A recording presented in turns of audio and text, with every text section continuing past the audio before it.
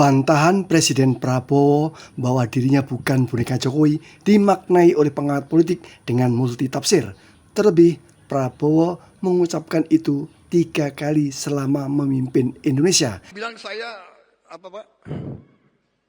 Saya apa? Dikendalikan Pak Jokowi. Saya dibilang apa itu? Presiden boneka. Saya dikendalikan oleh Pak Jokowi. Takut sama Jokowi, Prabowo masih dikendalikan oleh Pak Jokowi. Enggak ada itu. Jenderal Purnawirawan TNI Fakhrul Razi termasuk yang merasa yakin apa yang diucapkan Prabowo bukanlah karakter Prabowo. Mantan Wakil Panglima TNI ini menilai seharusnya Prabowo tidak perlu mengucapkan, tidak perlu merasa hutang budi kepada Jokowi. Fakhrul Razi menyatakan itu dalam podcast Refli Harun, mengulang pernyataannya saat diwawancari Kompas TV April lalu. Dia bilang dia disandra, semua orang sudah tahu dia disandra, segera mengambil langkah-langkah pengamanan. Karena tidak sebiasa apa yang dia tampilkan. Begitu juga kami melihat Prabowo, mohon maaf ya. Tiba-tiba dia salaman dengan Pak Jokowi seperti orang ketakutan, hampir cium tangan, hampir ya, mungkin tidak sampai cium tangan.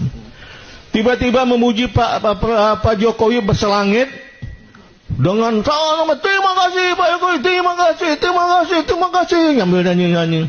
Bukan tipenya Prabowo itu. Kemudian setelah itu juga melakukan upaya gerakan-gerakan yang mesti dia lakukan tidak berani dia lakukan. Bukan Prabowo itu. Prabowo tidak seperti itu. Prabowo bukan penjilat. Menghadapi pimpinan tingkat tinggi saja, pimpinan negara lain dia dengan tegar, suara dengan badan tegak, bukan dengan menunduk-nunduk. Sehingga kita katakan Prabowo disandra. Kita harus melakukan sesuatu untuk membebaskan dia dari penyanderaan itu. Itulah kemudian dilakukan oleh FPP TNI. Disandra oleh siapa? Kita yakini saja bahwa disandra oleh sebuah kesepakatan yang kita tidak tahu apa bunyi kesepakatannya. Tapi perlu kita ingatkan Pak Prabowo, Pak, satu, sebagaimana yang pernah saya sampaikan, Bapak nggak utang budi kepada Jokowi, Pak. Jokowi yang utang budi ke Bapak. Karena dia cawe-cawe memenangkan Bapak bukan karena dia sayang sama Bapak, tapi karena dia mau titip anaknya jadi wakil presiden. Kedua Pak, menurut Islam, agamanya Bapak, dan Bapak kan Islam yang taat, meskipun pengetahuan agama sama dengan kita mungkin ya.